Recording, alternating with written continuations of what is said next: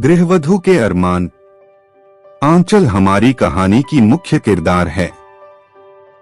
आंचल लाखों औरतों की तरह एक गृहवधू है और संयुक्त परिवार में रहने वाली एक महिला है। नित्य प्रतिदिन प्रातःकाल उठकर घर के सभी चीजों का ध्यान रखती है। आंचल के परिवार में देवर, ननद, पति, सास, ससुर और 2 बच्चे हैं। सभी की छोटी बड़ी जरूरतों का ध्यान रखना उसका परम कर्तव्य है। सुबह पति के ऑफिस जाने के लिए टिफिन, सास ससुर की मालिश दवा से लेकर बच्चों का गृह कार्य यानी होमवर्क सारे कामकाज करती है। भारत में 80% औरतें परिवार का ध्यान रखना और दफ्तर के सारे काम बखूबी निभाती है। इसी दैनिक जीवन में सारे कार्य करके अपार खुशी की अनुभूति होती है। ननद देवर के प्रति सारी जिम्मेदारी निभाती है। आंचल एक ग्रेजुएट थी, लेकिन आगे पढ़ने के बारे में सोचना उसके लिए कठिन पर्वत की चढ़ाई करने के बराबर थी। घर की इतनी सारी जिम्मेदारी उसके कंधे पर थी। आंचल एक कर्तव्यपरायण स्त्री थी। वह घर में सभी सदस्यों के प्रति जिम्मेदारी निभाने से पीछे न हटी। ननद की शादी 2 महीने बाद थी। अपने पति से वह आगे अपने शिक्षा प्राप्ति करने के विषय हेतु बात करना चाहती थी। आंचल के मन में उथल पुथल चल रहा था। अगले दिन सवेरे सभी को नाश्ता परोसने के बाद अपने पति से कहा, सुनिए, मैं अपनी आगे की शिक्षा पूर्ण करना चाहती हूँ। मैं आपसे इस विषय में चर्चा करना चाहती हूँ। यह सुनकर विजय असमंजस में पड़ गए और कहा, इस उम्र में आगे पढ़कर क्या करोगी? घर के कामकाज से वक्त मिलेगा तुम्हें। आंचल ने कहा, जी मैं सब संभाल लूंगी।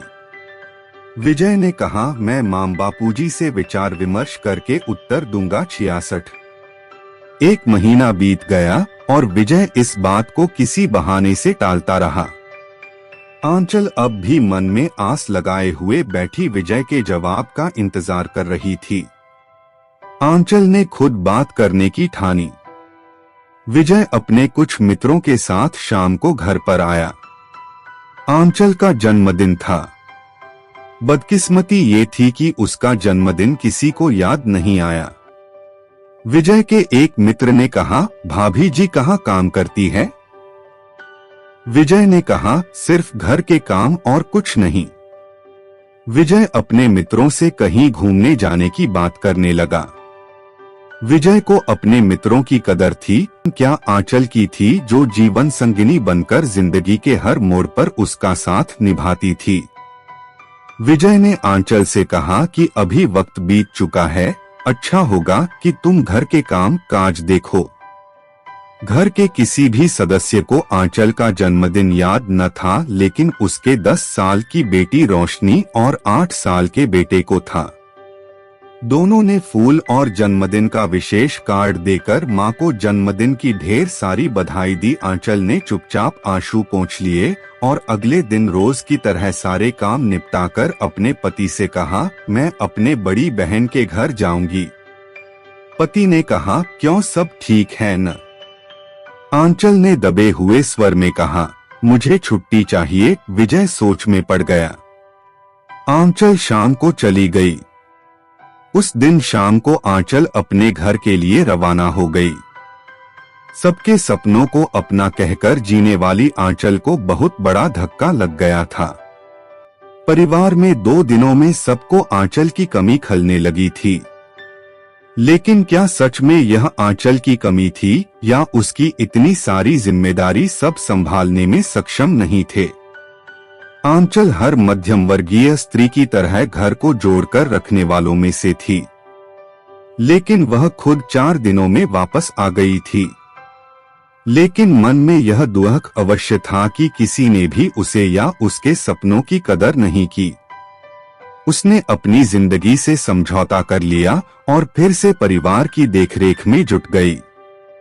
आखिर में उसने विजय से यह कहा, सुनिए, मैं अपनी बेटी रोशनी के साथ ऐसा कुछ नहीं होने दूंगी। वह अपनी पढ़ाई जरूर पूरी करेगी और एक काबिल इंसान बनेगी। विजय इसके आगे कुछ नहीं कह पाया और वहां से चला गया। आंचल के अरमानों को किसी ने समझने का प्रयास न किया। यह हालत सिर्फ आंचल की नहीं बल्कि कई लाखों औरतों की है जो चुपचाप अपने अरमानों का गाला घोटकर परिवार की सारी जिम्मेदारी निभाती है। यह हमारे समाज की विडंबना है। ज्यादातर देखा जाए तो सिर्फ औरतों के सपनों की बलि चढ़ती है। अगर वह अपने सपनों को जीने की कोशिश करती है तो उसे स्वार्थी कहकर कोसा भी जाता है। यह समाज के सोच की ओर इशारा करता है। यह समाज के सोच की ओर इशारा करता है। अच्छी सोच अच्छे समाज को जन्म देती है। अच्छे समाज से घर परिवार की नींव होती है। आंचल ने मन ही मन में यह चुनाव कर लिया था कि वह अपने बेटी के सपनों के साथ कोई समझौता नहीं करेगी। स्त्री के अरमान सिर्फ किताबों तक सिमटकर नहीं रहना चाहिए। अब वक्त आ गया है कि हम सब मिलकर उनके दबे हुए अरमानों को पंख दे। नारी शक्ति के नारे से नहीं बल्कि इन विषयों पर गंभीरता से सोचने का वक्त आ गया है। घर घर जाकर यह जागरूकता फैलाए कि स्त्री के अरमान उतने जरूरी है जितना पुरुषों के अरमान।